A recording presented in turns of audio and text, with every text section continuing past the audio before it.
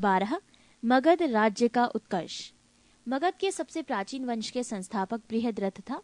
इसकी राजधानी गिरिब्रज राजगृह थी। जरासंध बृहद्रथ का पुत्र था। हर्यक वंश के संस्थापक बिंबिसार मगध की गद्दी पर 544 ईसा पूर्व बौद्ध ग्रंथों के अनुसार में बैठा था। वो बौद्ध धर्मों का अनुयायी था। बिंबिसार ने ब्रह्मदत्त को हराकर अंग राज्य को मगध में मिला लिया। बिंबिसार ने राजगृह का निर्माण कर उसे अपनी राजधानी बनाया। बिंबिसार ने मगध पर करीब 52 वर्षों तक शासन किया।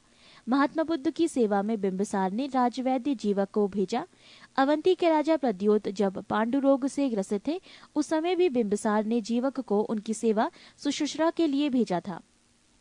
बिंबिसार ने वैवाहिक संबंध स्थापित कर अपने साम्राज्य का विस्तार किया। इसने कौशल नरेश प्रसेनजित की बहन महाकौशला से, वैशाली के चेटक की पुत्री चेलना से तथा मद्र देश आधुनिक पंजाब की राजकुमारी क्षेमा से शादी की। बिंबिसार की हत्या उसके पुत्र अजातशत्रु ने कर दी और वो 493 ईसा पूर्व में मगध की गद्दी पर बैठा। अजातशत्रु का उपनाम कुर्णिक था। अजातशत्रु ने 32 वर्षों तक मगध पर शासन किया। अजातशत्रु प्रारंभ में जैन धर्म का अनुयायी था। अजातशत्रु के सुयोग्य मंत्री का नाम वर्षकार वरस्कार था। इसी की सहायता से अजातशत्रु ने वैशाली पर विजय प्राप्त की।